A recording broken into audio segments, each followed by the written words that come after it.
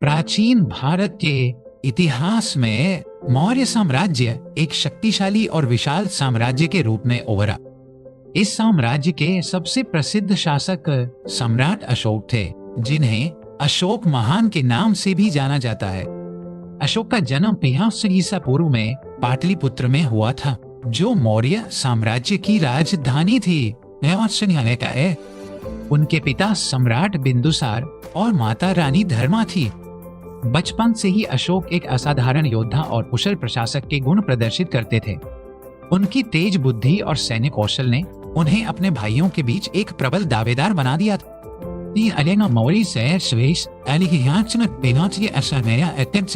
के शासनकाल अशोक को उज्जैन और तक्षशिला जैसे महत्वपूर्ण प्रांतों का राज्यपाल नियुक्त किया गया। उन्होंने इन क्षेत्रों में विद्रोहों को सफलतापूर्वक दबाया और अपनी प्रशासनिक क्षमता का लोहा मनवाया। मृत्यु के बाद सिंहासन के लिए एक क्रूर उत्तराधिकार संघर्ष हुआ। कहा जाता है कि अशोक ने अपने कई भाइयों को हराकर सिंहासन पर अपना अधिकार स्थापित किया। अपने शासन के शुरुआती वर्षों में अशोक एक निर्दयी और महत्वाकांक्षी सम्राट थे, जिन्हें चंड अशोक या क्रूर अशोक कहा जाता था। उनका एकमात्र लक्ष्य मौर्य साम्राज्य का विस्तार करना था। उसके लिए कोई भी कीमत चुकानी पड़े। उन्होंने कई राज्यों पर विजय प्राप्त की और अपने साम्राज्य की सीमाओं को लगभग पूरे भारतीय उपमहाद्वीप तक फैला दिया।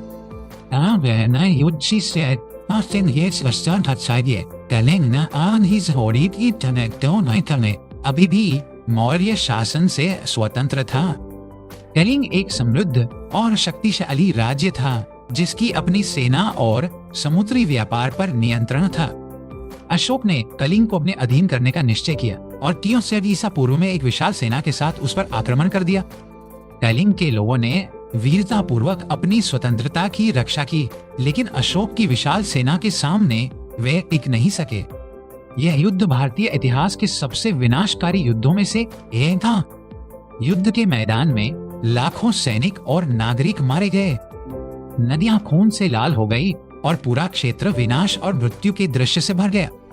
जब अशोक विजय के बाद युद्ध के मैदान का निरीक्षण करने गए, तो उन्होंने जो देखा उससे उनका हृदय दहल गया।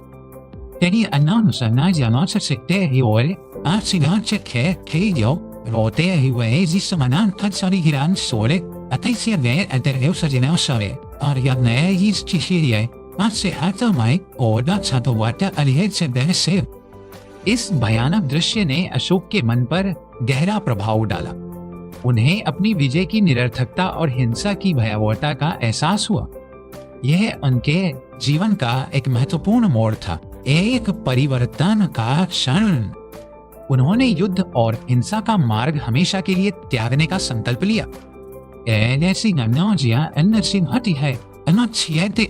के बाद चंड अशोक का स्थान धम्म अशोक, धार्मिक अशोक ने ले लिया। उन्होंने बौद्ध धर्म अपना लिया और शांति से अहिंसा और करुणा के सिद्धांतों को अपनी जीवन का आधार बनाया। बौद्ध भिक्षु गुप्त ने उन्हें बौद्ध धर्म की दीक्षा दी। अशोक ने अपने साम्राज्य में शिकार और पशु बलि पर प्रतिबंध लगा दिया। उन्होंने मनुष्यों और जानवरों दोनों के लिए चिकित्सालय बनवाए। उन्होंने सड़कों के किनारे छायादार वृक्ष लगवाए और यात्रियों के लिए कुएं और विश्राम गृह बनवाए। उनका मानना था कि एक शासक का कर्तव्य अपनी प्रजा की भौतिक और नैतिक भलाई सुनिश्चित करना है। उन्होंने धम्म की एक नई अवधारणा प्रस्तुत की, जो किसी विशेष धर्म पर आधारित नहीं थी, बल्कि नैतिक आचरण का एक सार्वभौमिक कोड था।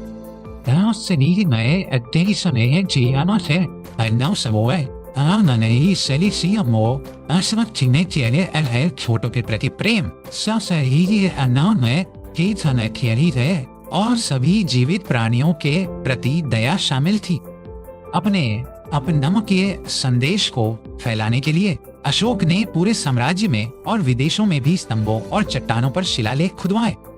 यह शिलालेख है आपसे ये समाहाय, जिन्हें अशोक के शिलालेख के रूप में जाना जाता है, प्राकृत, ग्रीक और अरामी जैसी विभिन्न भाषाओं में लिखे गए थे। नए लेखों के माध्यम से उन्होंने अपनी प्रजा को नैतिक और शांतिपूर्ण जीवन जीने के लिए प्रेरित किया। उन्होंने धम्म महामात्रो नामक विशेष अधिकारियों को नियुक्त किया, जिनका काम धम्म के सिद्धांतों का प्रचार करना और लोगों के कल्याण की देखभाल करना था। अशोक ने बौद्ध धर्म के प्रचार के लिए भी महत्वपूर्ण कार्य किया। उन्होंने पाटलिपुत्र में तीसरी बौद्ध संगीति परिषद का आयोजन किया। उन्होंने अपने पुत्र महेंद्र और पुत्री संघमित्रा को बौद्ध धर्म के प्रचार के लिए श्रीलंका भेजा। उनके प्रयासों के कारण बौद्ध धर्म भारत से निकलकर श्रीलंका, दक्षिण पूर्व एशिया और मध्य एशिया तक फैल गया। अशोक ने युद्ध द्वारा विजय की नीति को धम्म द्वारा विजय, धम्म विजय की नीति से बदल दिया। उन्होंने अपने पड़ोसियों के साथ मैत्रीपूर्ण संबंध स्थापित किए और शांति और सहयोग पर जोर दिया।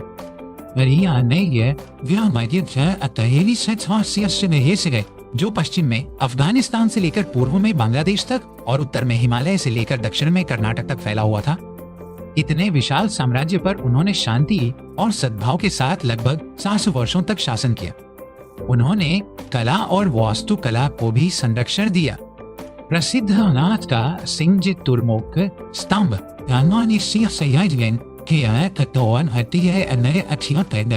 अशोक द्वारा ही बनवाया गया था। उन्होंने हजारों स्तूपों और विहारों का निर्माण करवाया।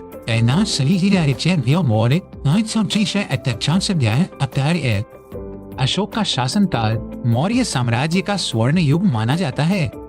उनकी प्रशासनिक व्यवस्था बहुत कुशल थी, जिसमें एक मजबूत केंद्रीय सरकार और एक सुव्यवस्थित नौकरशाही शामिल थी। उन्होंने न्याय प्रणाली में सुधार किया और यह सुनिश्चित किया कि सभी के साथ उचित व्यवहार हो। वह अपनी प्रजा से सीधे संवाद करते थे और उनकी समस्याओं को जानने के लिए नियमित रूप से साम्राज्य का दौरा करते थे। अशोक की कहानी एक क्रूर विजेता से एक शांतिप्रिय और दयालु शासक में परिवर्तन की एक अनूठी गाथा है। यह दिखाती है कि कैसे एक व्यक्ति का हृदय परिवर्तन दुनिया को बदल सकता है।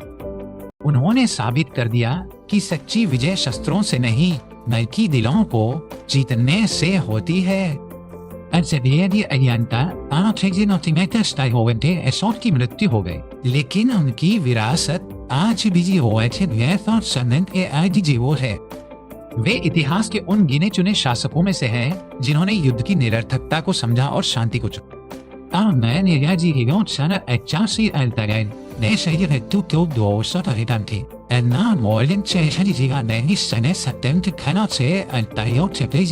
वेल्स ने अपनी पुस्तक दी आउटलाइन ऑफ हिस्ट्री में लिखा है, इतिहास के पन्नों में हजारों राजाओं और सम्राटों के नाम है, लेकिन अशोक का नाम अकेले एक तारे की तरह चमकता है।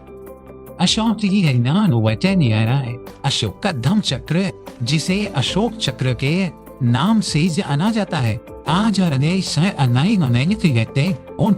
के राष्ट्रीय ध्वज के रहे लिए जो देश को धर्म और प्रगति के पथ पर चलने की प्रेरणा देता है। उनकी कहानी हमें याद दिलाती है कि शक्ति का सच्चा उपयोग दूसरों पर शासन करने में नहीं, बल्कि उनकी सेवा करने में है। अशोक ने अपने साम्राज्य को एक परिवार के रूप में देखा और खुद को अपनी प्रजा का पिता माना। कलिंग युद्ध के बाद उनका पश्चाताप केवल दिखावा नहीं था, बल्कि एक गहरा और स्थायी परिवर्तन था। उन्होंने अपने शिलालेखों में स्पष्ट रूप से लिखा कि उन्हें अपने किए पर कितना खेद है। एक शिलालेख में वे कहते हैं, सभी मनुष्य मेरी संतान है। यह भावना उनके शासन का मूल मंत्र बन गई। उन्होंने विभिन्न धार्मिक संप्रदायों के बीच सहिष्णुता और सम्मान को बढ़ावा दिया। अशोक का मानना था कि किसी को भी केवल अपने धर्म की प्रशंसा और दूसरे के धर्म की निंदा नहीं करनी चाहिए।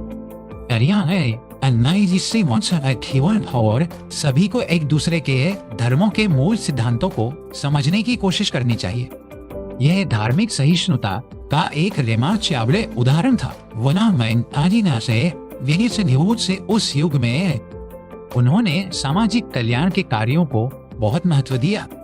उनकी बनाई गई सड़कें और सराय व्यापार और संचार को सुगम बनाती थी। औषधीय जड़ी बूटियों की खेती को प्रोत्साहित किया गया ताकि मनुष्यों और पशुओं दोनों का इलाज हो सके। शिक्षा को भी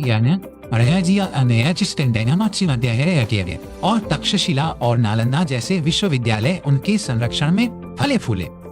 अशोक का प्रभाव केवल भारत तक ही सीमित नहीं रहा। उनके शांति और अहिंसा के संदेश ने पूरे एशिया में सभ्यताओं को प्रभावित किया। वे एक सच्चे दूरदर्शी शासक थे जिन्होंने अपने समय से बहुत आगे की सोची। उन्होंने एक ऐसे साम्राज्य की नींव रखी जो सैन्य शक्ति पर नहीं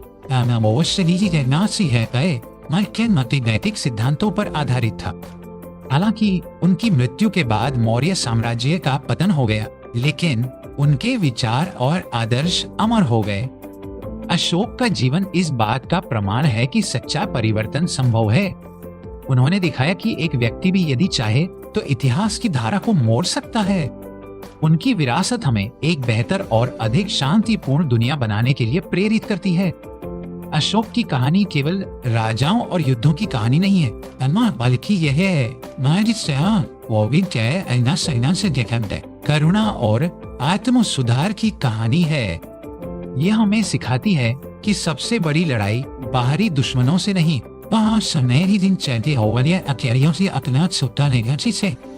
और इस लड़ाई में विजय प्राप्त करना ही सच्ची विजय है। सम्राट अशोक का नाम भारतीय इतिहास में स्वर्ण अक्षरों में अंकित है। उनका शासन काल शांति, समृद्धि और सांस्कृतिक विकास का प्रतीक है। उन्होंने एक ऐसे शासक का आदर्श प्रस्तुत किया जो अपनी प्रजा के प्रति समर्पित था। उनकी दूरदर्शिता ने भारतीय समाज पर एक अमिट छाप छोड़ी। अशोक के शिलालेख प्राचीन भारतीय इतिहास के सबसे महत्वपूर्ण पुरातात्विक स्रोतों में से है। ये शिलालेख हमें उनके शासन, प्रशासन और दर्शन के बारे में बहुमूल्य जानकारी प्रदान करते हैं। भाषाविदों और इतिहासकारों के लिए ये शिलालेख एक खजाने की तरह है। इनके माध्यम से हम उस युग की सामाजिक और राजनीतिक स्थिति को समझ सकते हैं। अशोक ने अपने संदेश को आम लोगों तक पहुंचाने के लिए सरल और सीधी भाषा का प्रयोग किया। यह उनकी प्रजा के साथ जुड़ने की उनकी इच्छा को दर्शाता है। उन्होंने खुद को देवताओं का प्रिय और प्रियदर्शी, जो दूसरों को स्नेह से देखता है, जैसी उपाधियां दी। ये उपाधियां उनकी नई छवि को दर्शाती हैं, एक दयालु और परोपकारी राजा की। अशोक को एक ऐसे राजकुमार के रूप में जाना जाता था जो सत्ता के लिए कुछ भी कर सकता था। उनकी महत्वाकांक्षा और सैन्य कौशल की कहानियां दूर दूर तक फैली हुई थी, लेकिन कलिंग के रक्तपात ने उन्हें पूरी तरह से बदल दिया। यह एक आध्यात्मिक जागृति थी जिसने उनके जीवन के उद्देश्य को फिर से परिभाषित किया।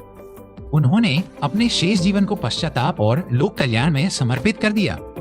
उन्होंने अपने अधिकारियों को निर्देश दिया कि वे प्रजा के साथ अन्याय न करें। उन्होंने यह भी घोषणा की कि वह अपनी प्रजा की समस्याओं को सुनने के लिए किसी भी समय उपलब्ध है, चाहे वह भोजन कर रहे हों या आराम कर रहे हों। यह एक शासक के लिए अभूतपूर्व स्तर की जवाबदेही थी। अशोक का साम्राज्य एक बहुसांस्कृतिक और बहुधार्मिक समाज था। उन्होंने सभी के साथ समान व्यवहार किया और किसी भी समूह के खिलाफ भेदभाव नहीं किया। उनका धम्म सभी को एकजुट करने का एक प्रयास था।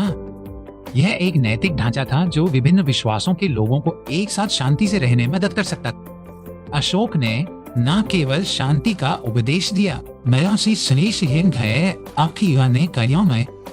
उन्होंने अपनी सेना को भंग नहीं किया, लेकिन उसका उपयोग केवल रक्षात्मक उद्देश्यों के लिए किया। उन्होंने विजय की अपनी प्यास को ज्ञान और धर्म की प्यास से बदल दिया।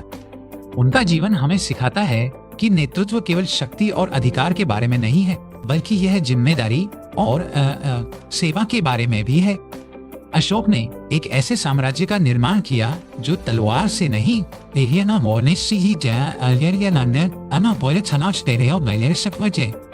उनकी कहानी आज के नेताओं के लिए एक शक्तिशाली सबक है। यह हमें याद दिलाता है कि सच्ची महानता दूसरों पर हावी होने में नहीं, करने में है। अशोक महान वास्तव में महान थे, न केवल अपनी विजयों के कारण, बल्कि अपने महान हृदय परिवर्तन के कारण से।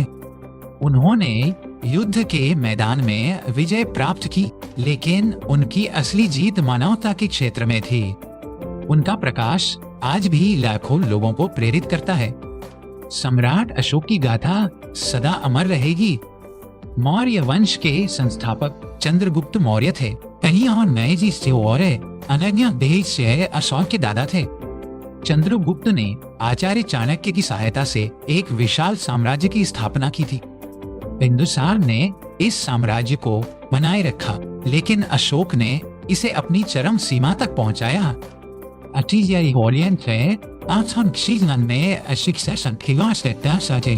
पाटलिपुत्र दुनिया के सबसे बड़े और सबसे भव्य शहरों में से एक था। विदेशी यात्री मेगास्थनीज ने अपनी पुस्तक इंडिका में पाटलिपुत्र की समृद्धि का वर्णन किया है। अशोक की प्रशासनिक प्रणाली इतनी प्रभावी थी कि बाद के कई भारतीय शासकों ने उसका अनुकरण किया। उन्होंने साम्राज्य को प्रांतों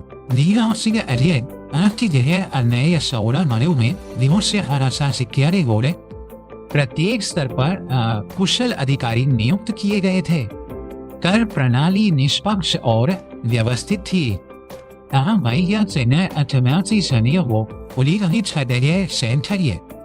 अशोक ने जासूसों का एक व्यापक नेटवर्क भी स्थापित किया था ताकि उन्हें साम्राज्य के हर कोने की खबर मिलती रहे। लेकिन यह सब उनकी प्रजा पर नियंत्रण रखने के लिए नहीं, की उनकी भलाई सुनिश्चित करने के लिए था। ऐसा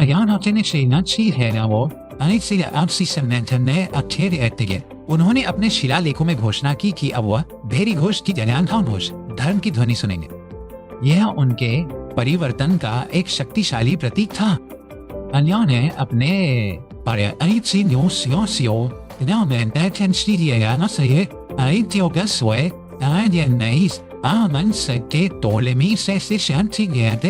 और मैसेडोनिया के एंटीगोनस के पास शांति के दूत भेजे। उन्होंने इन राज्यों के साथ सांस्कृतिक और राजनयिक संबंध स्थापित किए। यह दर्शाता है कि उनकी शांति की दृष्टि केवल उनके साम्राज्य तक ही सीमित नहीं थी, बल्कि वे वैश्विक शांति के पक्षधर थे। अशोक के शासन काल में भारतीय कला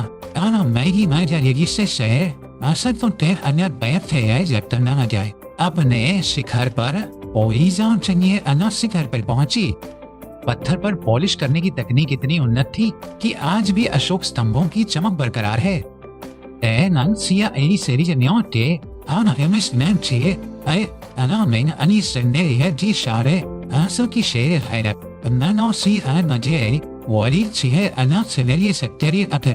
यथार्थवाद और शक्ति के अद्भुत उदाहरण है। का महान स्तूप अशोक ने बनवाया था। बौद्ध वास्तुकला का एक उत्कृष्ट नमूना है। ठीक उत्कृष्ट नमूना। ये सभी संरचनाएं केवल कला के नमूने नहीं हैं, बल्कि अशोक के संदेश के माध्यम भी हैं। अशोक की मृत्यु के लगभग 50 साल बाद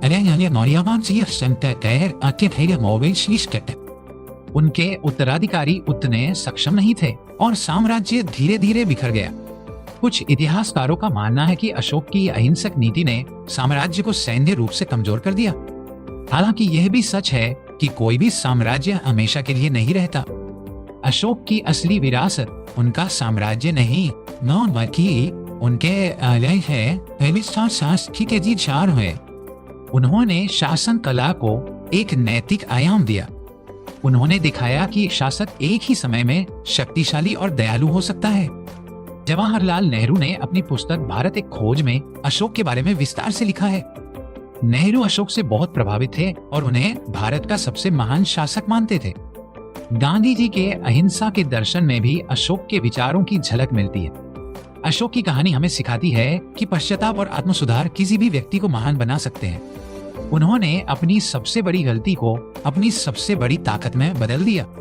कलिंग की त्रासदी ने एक सम्राट को जन्म दिया जो इतिहास में हमेशा के लिए अमर हो गया। उनकी कहानी पीढ़ी दर पीढ़ी सुनाई जाती रहेगी। यह हमें आशा देती है कि अंधकार के बाद प्रकाश अवश्य आता है। अशोक का मार्ग त्याग का मार्ग था, हिंसा का त्याग और अहंकार का त्याग और इस त्याग के माध्यम से उन्होंने वह सब कुछ हासिल किया जो कोई भी सम्राट चाहता है, अपनी प्रजा का सच्चा प्यार और सम्मान। सम्राट अशोक केवल एक भारतीय सम्राट नहीं थे, वे शीशा माना अन्य मोल अंतरिक्ष विश्व नागरिक थे। उनकी दृष्टि सार्वभौमिक थी और उनका संदेश कालातीत है। जब तक मानवता शांति और करुणा के लिए तरसती रहेगी, तब तक अशोक का नाम सम्मान के साथ लिया जाएगा। उन्होंने युद्ध की निरर्थकता को इतनी गहराई से समझा कि उन्होंने भविष्य में किसी भी विजय अभियान से परहेज करने की शपथ ली। यह किसी भी शक्तिशाली सम्राट के लिए एक अभूतपूर्व कदम था। उन्होंने अपने संसाधनों को विजय के बजाय अपनी प्रजा के जीवन को बेहतर बनाने में लगाया। अस्पतालों, सड़कों और सिंचाई प्रणालियों का निर्माण उनके शासन की प्राथमिकता बन गया। उन्होंने यह सुनिश्चित किया कि उनके धम्म के संदेश को हर कोई समझ सके, चाहे उनकी सामाजिक स्थिति या शिक्षा का स्तर कुछ भी हो।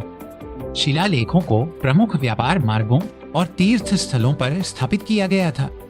यह जनसंचार का एक प्राचीन रूप था जो अत्यंत प्रभावी साबित हुआ है। अशोक ने अपने जीवन के अंतिम वर्ष एक समर्पित बौद्ध उपासक के रूप में बिताए। कहा जाता है कि उन्होंने अपने राजसी वस्त्र त्याग दिए और एक साधारण भिक्षु का जीवन व्यतीत किया। यह उनके पूर्ण परिवर्तन का अंतिम प्रमाण था। एक व्यक्ति जिसने अनगिनत लोगों की मृत्यु का आदेश दिया था, अब एक भी प्राणी को नुकसान पहुंचाने के विचार से कांप उठता था। अशोक की कहानी हमें व्यक्तिगत जिम्मेदारी का महत्व सिखाती है। उन्होंने कलिंग में हुए विनाश के लिए व्यक्तिगत रूप से खुद को जिम्मेदार ठहराया। उन्होंने बहाने बनाने या दूसरों पर दोष मढ़ने की कोशिश नहीं की। यह नैतिक साहस का एक दुर्लभ उदाहरण है। उनकी विरासत हमें याद दिलाती है कि सच्चा धर्म अनुष्ठानों में नहीं, बल्कि नैतिक आचरण में निहित है। सत्यता, पवित्रता और सौम्यता, ये वे गुण थे जिन्हें अशोक ने सबसे अधिक महत्व दिया। आज की अनदर्शग्रस्त दुनिया में, वॉलियर्स दुनिया में अशोक के शांति और सहिष्णुता के संदेश पहले से कहीं अधिक प्रासंगिक हैं।